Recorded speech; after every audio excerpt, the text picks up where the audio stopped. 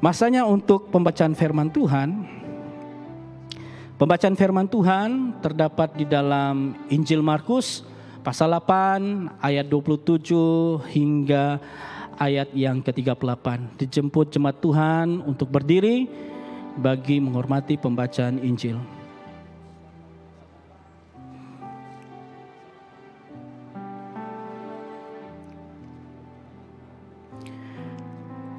Kemudian Yesus beserta murid-muridnya berangkat ke kampung-kampung di sekitar Kaisarea Filipi. Di tengah jalan ia bertanya kepada murid-muridnya, katanya, "Kata orang, siapakah aku ini?" Jawab mereka, "Ada yang mengatakan Yohanes Pembaptis, ada juga yang mengatakan Elia, ada pula yang mengatakan seorang dari para nabi." Ia bertanya kepada mereka, "Tetapi apa katamu? Siapakah aku ini?" Maka jawab Petrus, "Engkau adalah Mesias." Lalu Yesus melarang mereka dengan keras supaya jangan memberitahukan kepada siapapun tentang Dia. Kemudian mulailah Yesus mengajarkan kepada mereka bahwa Anak Manusia harus menanggung banyak penderitaan dan ditolak oleh tua-tua, imam-imam kepala, dan ahli-ahli Taurat, lalu dibunuh dan bangkit sesudah 3 hari.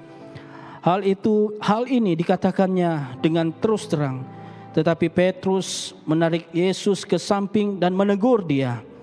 Maka berpalinglah Yesus dan sambil memandang murid-muridnya, ia memarahi Petrus, katanya, "Enyalah iblis, sebab engkau bukan memikirkan apa yang dipikirkan Allah, melainkan apa yang dipikirkan manusia." Lalu Yesus memanggil orang banyak dan murid-muridnya dan berkata kepada mereka, "Setiap orang yang mau mengikut aku, ia harus menyangkal dirinya, memikul salibnya, dan mengikut aku. Karena siapa yang mau menyelamatkan nyawanya, ia akan kehilangan nyawanya. Tetapi barang siapa kehilangan nyawanya karena aku dan karena Injil, ia akan menyelamatkannya. Apa gunanya seorang memperoleh seluruh dunia, tetapi ia kehilangan nyawanya? Karena apakah yang dapat diberikannya sebagai ganti nyawanya? Sebab barang siapa malu karena aku dan karena perkataanku di tengah-tengah angkatan yang tidak setia dan berdosa ini, Anak Manusia pun akan malu karena orang itu apabila ia datang kelak dalam kemuliaan Bapanya diiringi malaikat-malaikat kudus." Demikianlah Injil Kristus. Terpujilah Tuhan Yesus. Mari sekali lagi kita bawakan firman ini kepada Tuhan.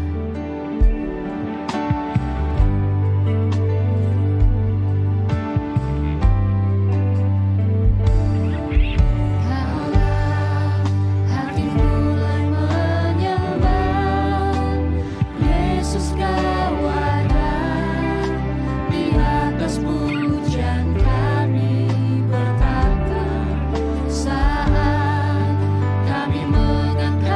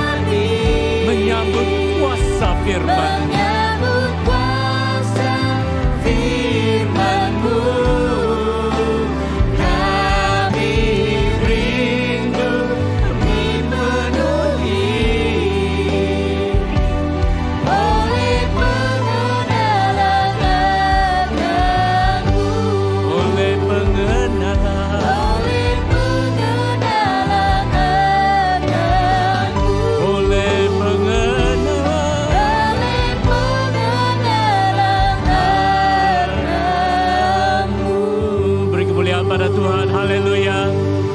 Haleluya. Haleluya.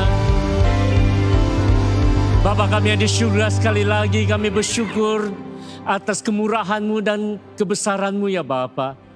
Atas anugerah-Mu yang begitu besar kami dapat berdiri di rumah doa dan juga menyembah Tuhan di rumah masing-masing. Tuhan, kami bersyukur dan kami berdoa agar setiap antara kami, hati kami akan terbuka di hadirat-Mu. Celikkanlah mata rohani kami, bukalah telinga rohani kami, supaya kami yang mendengar firman-Mu akan memahami dan juga akan menerapkan firman-Mu sesuai dengan kehendak-Mu. Dalam nama Yesus kami berdoa, semua yang percaya katakan amin. Haleluya. Sekali lagi beri kemuliaan pada Tuhan. Haleluya. Haleluya. Sila duduk saudara-saudari dalam Kristus. Haleluya. Selamat pagi sekali lagi dan Tuhan berserta Anda semua dan juga untuk semua keluarga yang mengikuti kami secara langsung online.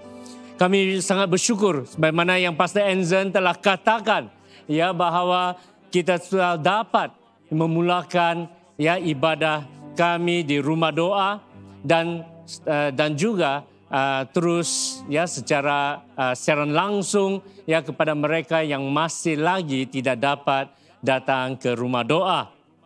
Saudara-saudari dalam Kristus, ya pada musim puasa ini ya adalah siri khotbah kita di musim puasa ini adalah untuk membantu kita untuk fokus secara khusus ya kepada kasih dan juga pengorbanan Tuhan Yesus. Dan inilah doa kami dan kami berdoa agar melalui siri khotbah ini ya hati kita dan juga komitmen kita akan menjadi lebih kuat dan komitmen kita juga lebih kuat di dalam Tuhan. Ada amin? Ya, haleluya. Dan oleh itu pada pagi ini tajuk khotbah hari ini ya daripada petikan Markus pasal 8 ayat 27 hingga ke ayat ke-38 yang bertajuk pengharapan ataupun dalam bahasa Inggrisnya expectation. Ya, ini adalah satu pengharapan. Sama ada pengharapan kita ataupun pengharapan Tuhan yang datang dari Tuhan Yesus. Nah, ada sebuah cerita, ya ada sebuah kisah mengenai seorang bapa yang terjaga ya oleh sebuah mimpi.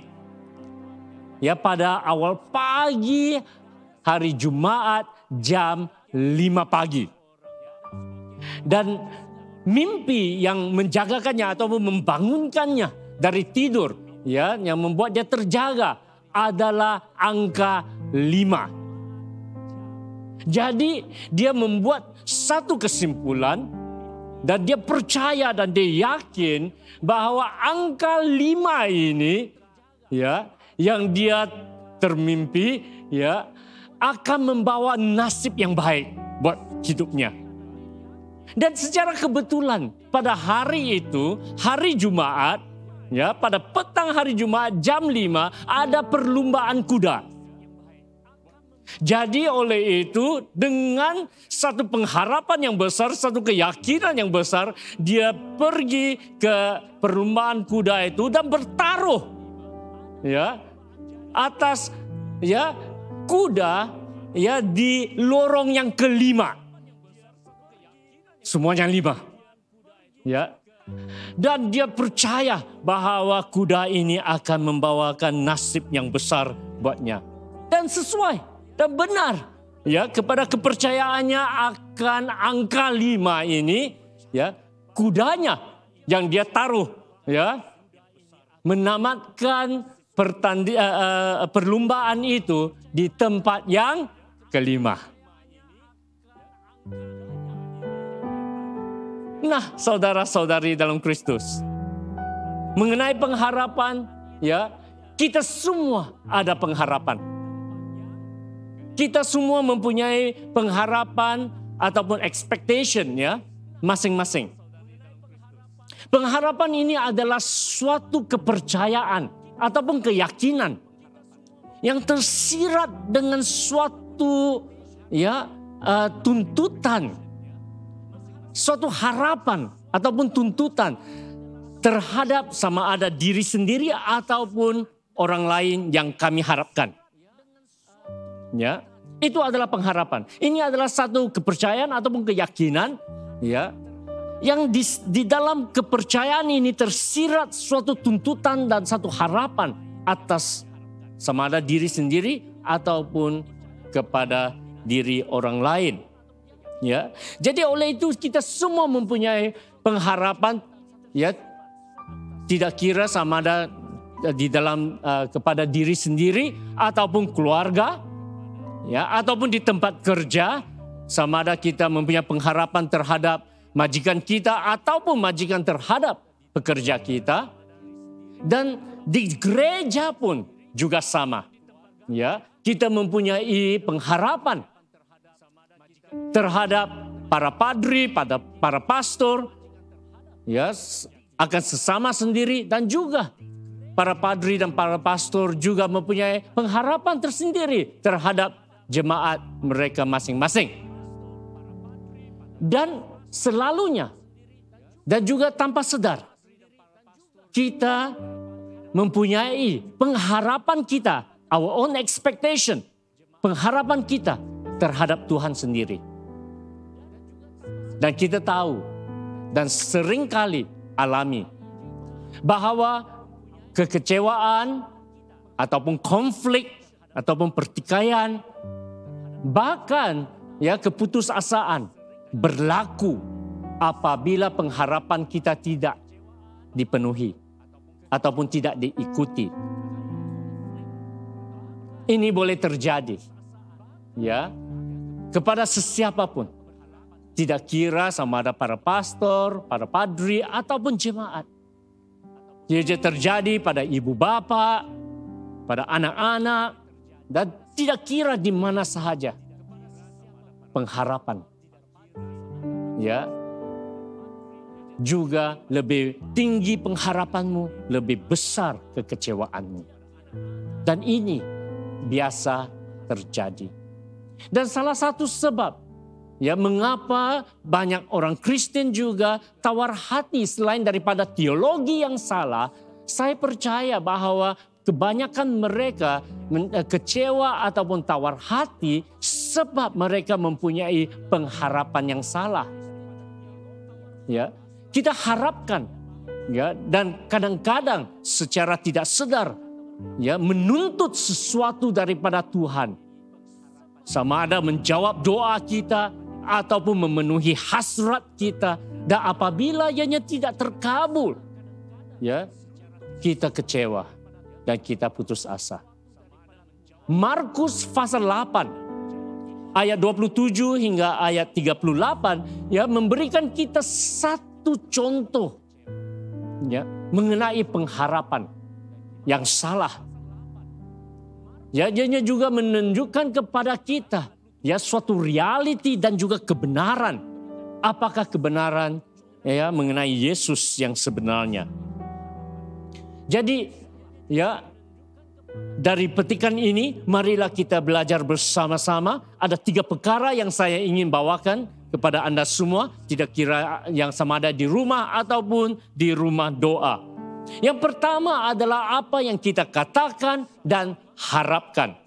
Di dalam Markus pasal yang ke-8 ayat 27 hingga ayat yang ke-29, firman Tuhan berkata demikian. Yang kita yang ada di rumah doa, mari kita baca sama-sama dengan suara yang kuat. 1, 2, 3. Kemudian Yesus beserta murid-muridnya berangkat ke kampung-kampung sekitar Kaisarea Filipi. Dan di tengah jalan ia bertanya kepada murid-muridnya, katanya, kata orang, siapakah aku ini? Jawab mereka, ada yang mengatakan Yohanes Pembaptis, ada juga yang mengatakan Elia, dan pula ada yang mengatakan seorang dari para nabi. Dan ia bertanya kepada mereka, tetapi apa katamu? Siapakah aku ini? Maka jawab Petrus, engkau adalah Mesias. Wow.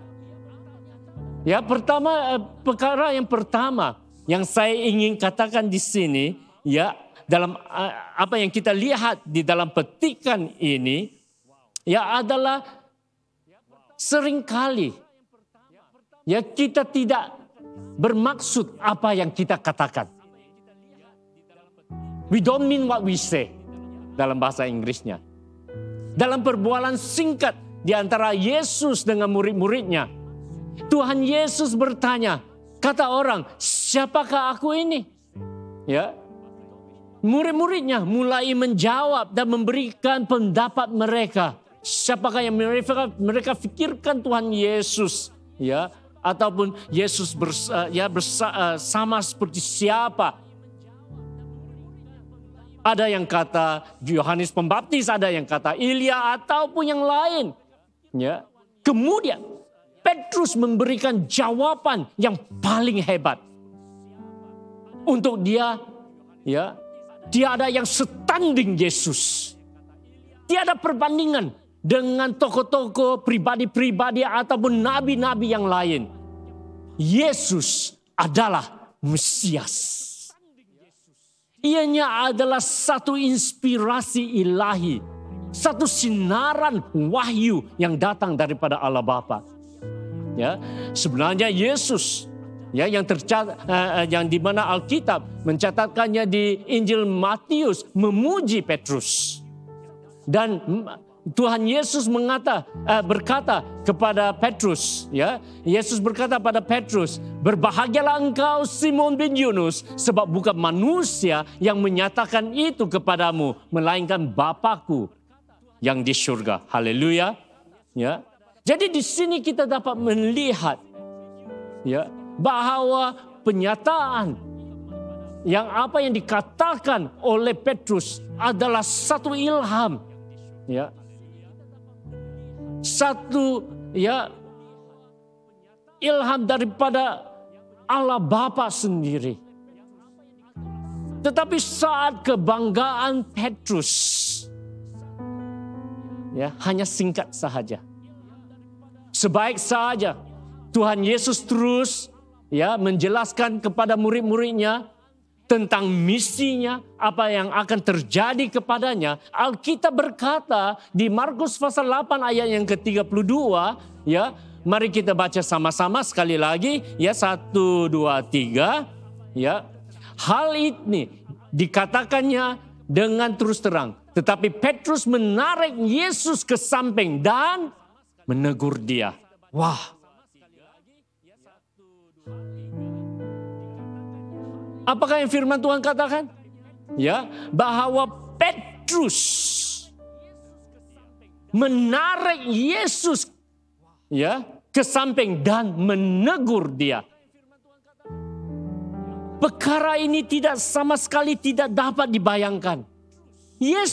Petrus menarik Yesus, ya, dan menegur Yesus. Memarahi Yesus. Ya, ada beberapa, ya, setengah antara kita adalah murid-murid sekolah. Bayangkan seorang murid sekolah menarik pengetua sekolah mereka dan marah dia. Ya, tidak dapat dibayangkan. Mana boleh terjadi seperti itu? Betul tak? Ya, sebenarnya di dalam firman Tuhan, ya, perkataan menegur ini, ya, adalah satu perkataan yang sangat keras. Ya, ini adalah perkataan yang sama yang digunakan di Alkitab, yang tercatat di Alkitab, di mana Yesus menegur, ya, angin ribut dan juga roh jahat. Perkataan yang sama, yang keras. Dan kami tertanya-tanya, mengapa?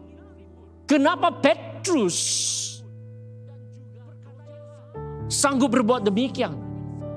Nah, dengar saudara-saudari, konflik di antara ataupun ketegangan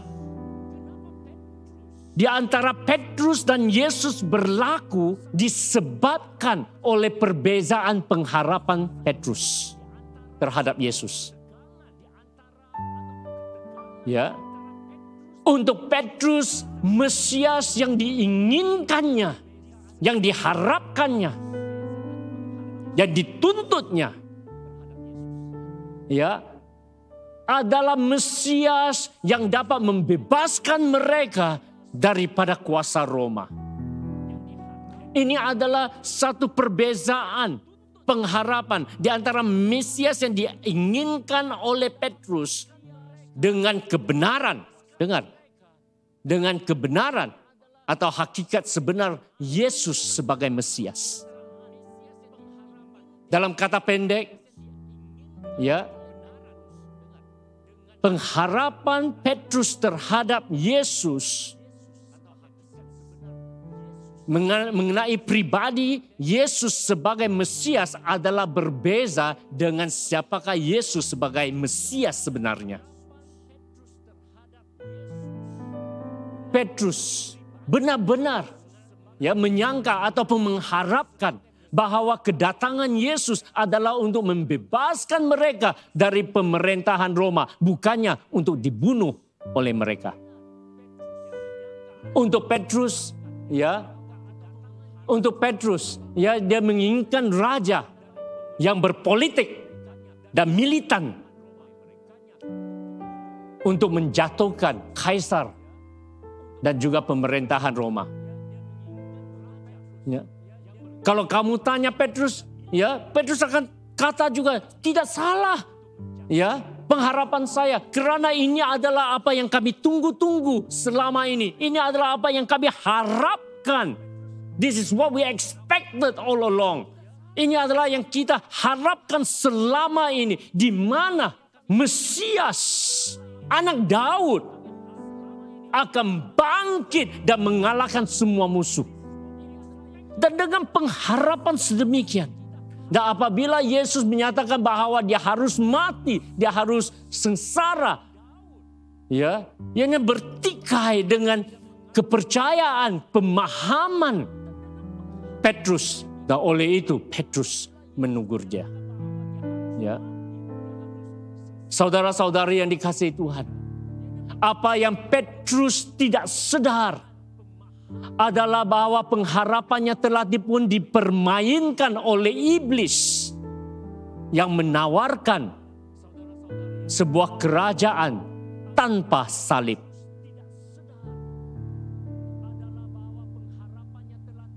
Itu yang Petrus ya tersilap. Ia tidak salah. Ya, selama ini banyak nubuatan-nubuatan mengenai Mesias akan datang untuk menyelamatkan umatnya. Ianya semua benar. Ya, raja, seorang raja keturunan Daud akan dilahirkan. Amin. Kepercayaan pemahaman Petrus tidak lengkap. Ya, dia tidak salah, tetapi tidak lengkap.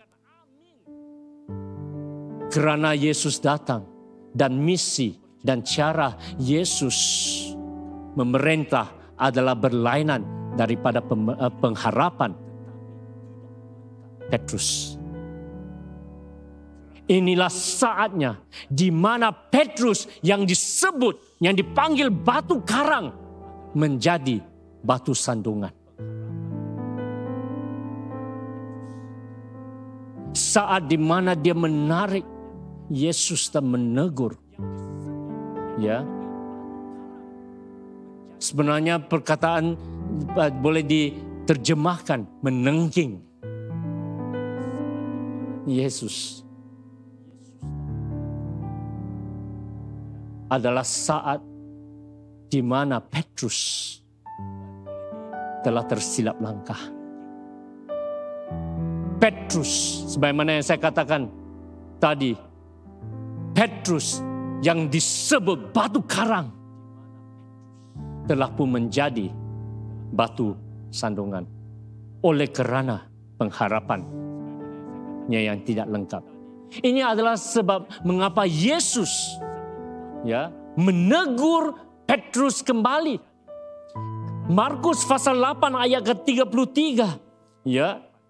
Kalau kamu rasa bahwa ya Petrus menegur Yesus agak keras, Yesus ya tegur kembali lebih keras. Ayat 33. Mari kita baca sama-sama. 1, 2, 3. Enyalah iblis. Sebab engkau bukan memikirkan apa yang dipikirkan Allah, melainkan apa yang dipikirkan manusia. Saudara-saudari yang dikasihi Tuhan, ya, ianya buat agak sukar juga untuk kita mendengar ataupun membaca, ya, bagaimana Tuhan Yesus menegur Petrus keras, tidak, ya, enyahlah iblis, ya, itu adalah apa yang Yesus, ya, menegur Petrus. Tetapi apabila kita baca ayat-ayat seterusnya, kata-kata Yesus yang seterusnya, ya, kita mulai memahami, kita mulai sadar, ya, bahwa, ya, apakah kesilapan Petrus? Petrus sebenarnya berpikir secara manusia dan tidak melihat perkara melalui pandangan Allah. Dia mempunyai pemikiran duniawi, bukannya surgawi. Ini adalah sesuatu yang kita harus fahami, saudara-saudari, dan pelajari. Tidak kira kita yang ada di rumah doa ataupun yang di rumah. Pemahaman kita, ya, mengenai firman Tuhan harus lengkap. Dan walaupun kita sangat diberkati, baru-baru saja Petrus, ya, diilhamkan secara ilahi. Dan saat seterusnya dia boleh mulai berpikir secara manusiawi. Demikian juga boleh terjadi pada Anda dan saya. Ya. Petrus sangka dia melakukan perkara yang betul untuk menegur Yesus. Tetapi dia salah. Yesus tidak datang untuk menjadi Mesias militan. Seperti yang Petrus jangkakan ataupun harapkan. Tetapi dia datang untuk memenuhi nubuatan Yesaya 53 sebagai hamba yang menderita.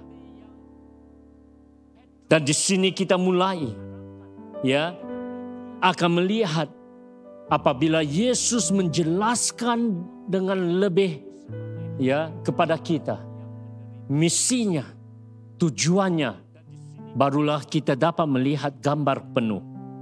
Saudara-saudari dalam Kristus, semua yang dikasihi Tuhan di sini, konflik ataupun, ya, persengketaan ataupun, ya, ketegangan, ya, perselisihan, ya, konflik sama ada di rumah, ya, ataupun di tempat kerja, ataupun, ya, di gereja, akan berlaku bila kita kurang jelas dengan pengharapan kita. Dua perkara mengenai pengharapan yang akan membawakan konflik. Yang pertama adalah ketidakjelasan pengharapan. Apabila pengharapan, our expectation, apabila pengharapan kita tidak jelas, ya. Dan yang kedua, ya, adalah kekurangan komunikasi. Banyak antara kita selalu menganggap, anggapan itu adalah bahaya.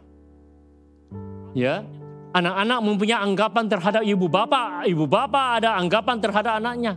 Ya, kadang-kadang suami istri juga berselisih oleh kerana gara-gara anggapan. Kamu harus tahu mah, mau cakap meh. Tidak perlu cakap punya. Ya, itu anggapan kita. Karena apabila kita tidak jelaskan, ya, dan apabila terjadi kekurangan komunikasi ataupun, ya, komunikasi, ianya akan berlaku perselisihan dan termasuk pengharapan. Ya, jadi oleh itu kita harus belajar.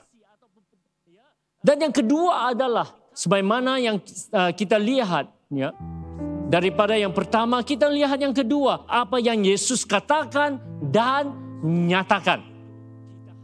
Ya, dan ini di dalam ayat ke-31, mari kita baca cepat-cepat, ya. 1, 2, 3. Kemudian mulailah Yesus mengajarkan kepada mereka bahwa anak manusia harus menanggung banyak penderitaan dan ditolak oleh tua-tua, imam-imam kepala dan ahli-ahli Taurat, lalu dibunuh dan bangkit sesudah 3 hari. Nah, di sini ya saudara-saudari, Yesus mulai mengajar murid-muridnya bahwa anak manusia harus dia memanggil dia sebagai anak manusia harus menanggung banyak penderitaan. Nah, jika kita melihat dokumentari sama ada di Astro ataupun di National Geographic mengenai riwayat hidup Yesus. Lebih lagi saya percaya di minggu-minggu akan datang kita akan melihat di Astro ada banyak dokumenter mengenai riwayat hidup Yesus. Dan di dalam dokumenter ini ada setengah orang yang membuat kesimpulan di dalam dokumenter itu yang menyatakan ataupun menggambarkan bahwa kematian Yesus adalah sesuatu kejadian yang tidak terjangka ataupun dijangka ataupun sesuatu perkara yang tragis. Dalam kata lain, mereka membuat kesimpulan bahwa Yesus sebenarnya tidak mau mati di kayu salib, tetapi oleh kerana apa yang terjadi sesuatu tragis, sesuatu tragis terjadi. Ini bukan kesimpulan yang benar. Di dalam dokumenter ini, setengah-setengah orang yang mengatakannya membuat kesimpulan seperti itu. Saya ingin katakan di sini adalah salah. Kenapa? Sebab di dalam firman Tuhan kita dapat lihat dengan jelas bahwa pengorbanan Yesus telah pun dirancang dari mula dan telah pun dinubuatkan. Amin. Yesus telah pun menyatakan akan kematiannya dan kebangkitannya sesuai dengan apa yang telah dinubuatkan oleh para nabi sejak mula. Kematian Yesus bukanlah kejadian yang tidak dijangka ataupun tragis, tetapi ianya adalah satu pilihan yang disengajakan. Kematian Yesus tidak berakhir dengan tragedi, tetapi dengan kemenangan. Itu adalah kebenarannya. Jadi untuk menjawab, mengapakah Yesus harus mati? Tuhan Yesus menjelaskan kepada murid-muridnya. Jikalau kita membaca kitab Markus dari pasal 8 hingga ke 10, Yesus menerangkan dengan lebih jelas kepada mereka akan misi dan tujuan mengapa dia harus mati di atas kayu salib. Dan secara kesimpulan Markus pasal 10 ayat 45 memberikan satu kesimpulan akan tujuan mengapa Yesus datang. Karena anak manusia juga datang bukan untuk dilayani, melainkan untuk melayani dan untuk memberikan nyawanya sebagai menjadi tebusan bagi banyak orang. Nah, saudara-saudari yang dikasihi Tuhan, Tuhan Yesus melihat kematiannya adalah satu pengorbanan yang merangkumi Yesaya 53 sebagai seorang hamba yang menderita, seorang hamba yang menyerahkan, memberikan hidupnya untuk orang lain. Tuhan Yesus memahami bahwa tujuan misinya adalah untuk memberikan hidup kepada Anda dan saya. Ia melakukan itu sebagai seorang hamba yang dinyatakan di dalam Yesaya 53 ayat yang ke-10 yang menyatakan bahwa dia menyerahkan dirinya sebagai korban penebus salah. Dan dia menyerahkan nyawanya ke dalam maut. Jadi dari sini kita dapat melihat dia adalah seorang hamba yang menderita. Dia harus mati. Perkataan tebusan ini saudara-saudari yang dikasihi Tuhan, termasuk harga yang dibayar untuk penebusan. Kita di Sabah ya akan faham mengenai tebusan. Di dalam 10 tahun ataupun lebih ini ya di Sabah kita telah pun mendengar dan mengenai penculikan-penculikan. Ya, tidak kira ya para pelancong ataupun para nelayan ataupun ya penduduk tempatan diculik oleh ya pengganas-pengganas dan mereka meminta tebusan uang. Ya, kita telah baca dan dengar cerita-cerita seperti itu. Dan apabila tebusan uang itu dibayar, ya mereka dibebaskan. Kesianlah pada yang mereka yang tidak punya uang untuk membayar. Mereka akhirnya dibunuh oleh pengganas-pengganas. Ya. Nah, saudara-saudari dalam Kristus, para pengganas ini, teroris ini, ya, hanya meminta uang. Tetapi Yesus membayar dengan nyawanya sendiri. Tebusan ya untuk keselamatan manusia adalah hidup menggantikan hidup. Nyawa menggantikan nyawa. Dan di sini kita dapat melihat kematian Yesus di atas kayu salib adalah perlu untuk menyelamatkan dan membebaskan kita semua. Amin, saudara. Ya. Jadi kematian Yesus juga ya membawa makna satu penggantian. Dia adalah pengganti kita. Ya, yang bermaksud bahwa dia mati menggantikan tempat kita. Nah, di sini saya percaya banyak ibu bapa yang memahami ya apa yang akan dimaksudkan di sini sebagai pengganti. Saudara-saudari dalam Kristus, banyak ramai ibu bapa. Lebih-lebih lagi di Asia. Ya, banyak ibu bapa yang bekerja tungkus lumus untuk memastikan ya bahwa anak-anak mereka mempunyai masa depan yang lebih cerah. Amin. Ya. Sebagai seorang hamba Tuhan yang telah pun melayani lebih 30 tahun, saya telah pun melihat banyak ibu bapa yang sanggup ya, yang sanggup berkorban, bekerja begitu keras, segala uang simpanan mereka semuanya diberikan untuk pendidikan anak mereka. Dengan satu harapan. Apakah harapan itu? Anak-anak kita mempunyai masa depan yang lebih cerah dibandingkan kita. Dalam kata lain, saudara-saudari yang dikasihi Tuhan, ibu bapa sanggup menderita dan mengorbankan diri, menggantikan tempat anak-anak mereka. Nah, semuanya ini adalah hanya untuk kesenangan sementara. Kenapa saya kata kesenangan sementara? Karena hidup kita di dunia ini adalah sementara ya saudara-saudari. Walau bagaimanapun, ibu bapak sanggup berkorban. Tetapi apa yang saya ingin katakan di sini, apa yang saya ingin bawakan di sini adalah Tuhan Yesus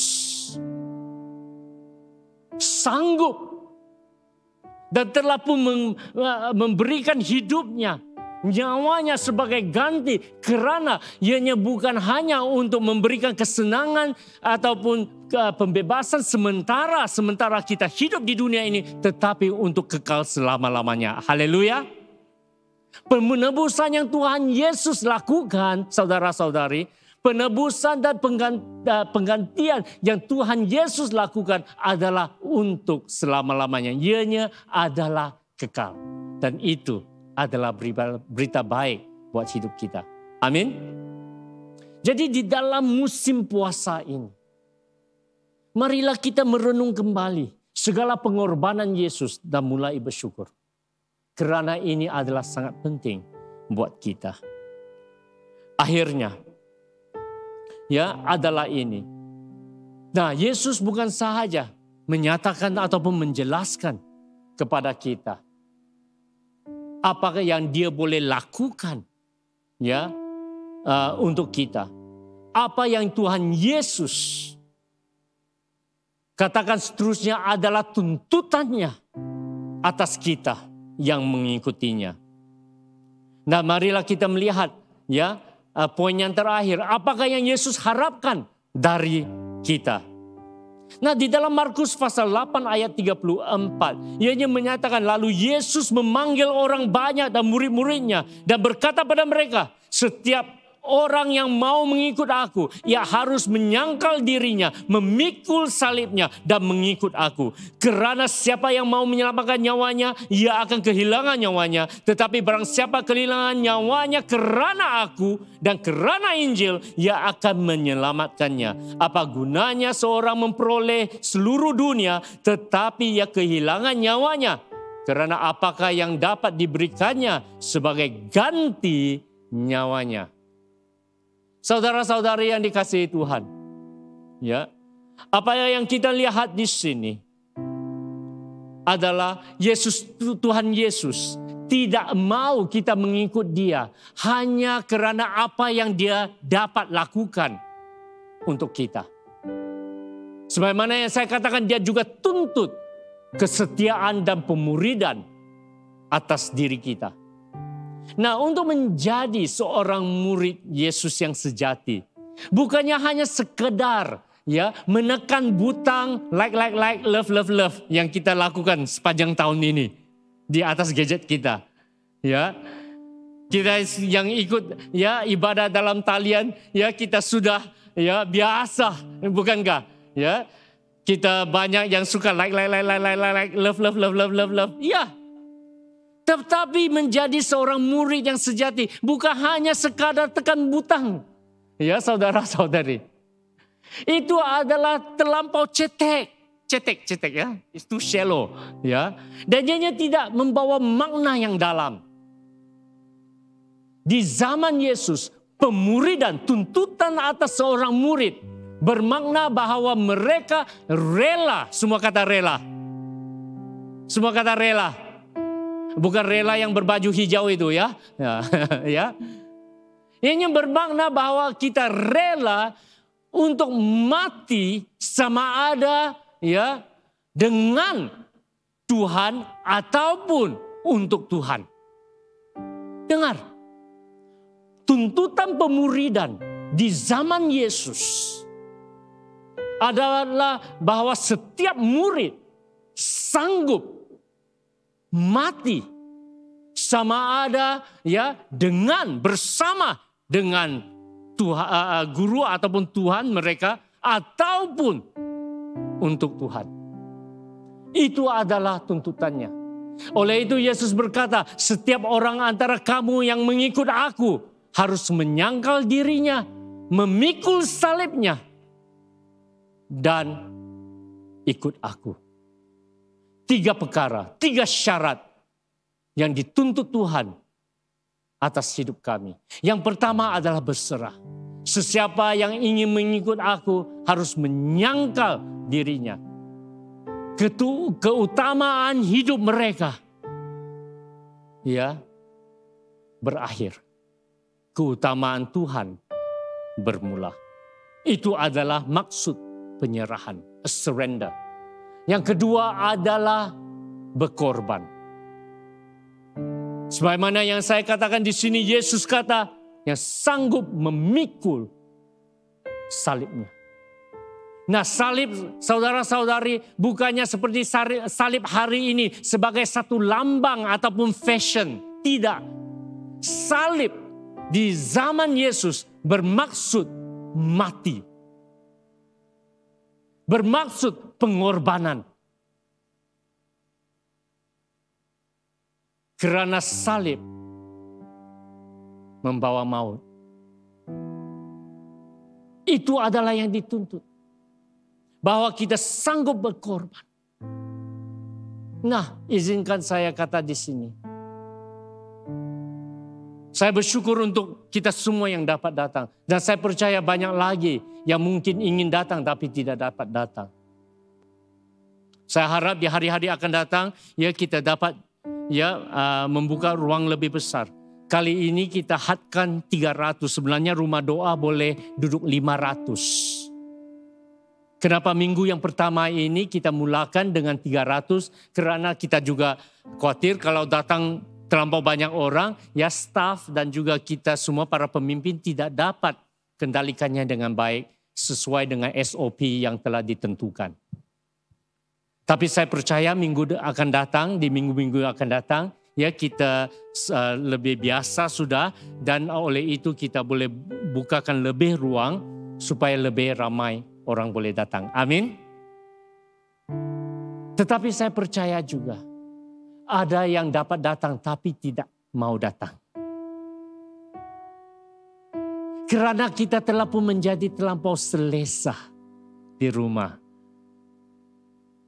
Di rumah tidak perlu susah-susah, bila-bila ada kopi, ya boleh angkat kaki, angkat kaki, dipanggil apalah ya, ya, relax, terlampau relax di rumah. Dan oleh kerana itu ianya sudah menjadi satu kebiasaan. Balik ke gereja, janganlah, rumah pun boleh bah, apa susah-susah. Nah saudara-saudari, kalau itu adalah sikap kita, maka kita harus perbetulkan. Amin. Sebagaimana yang saya katakan, ada yang ingin datang tapi tidak dapat datang. Tapi pesanan saya adalah untuk mereka yang masih ikut kita dalam talian. Tetapi kalau kamu dapat datang, tapi kamu pilih untuk tidak datang oleh kerana sebab-sebab tertentu. Kalau ianya adalah hanya sekadar kesehatan ataupun keselamatan, saya faham. Ya, dan saya hormati. Benar. Ya.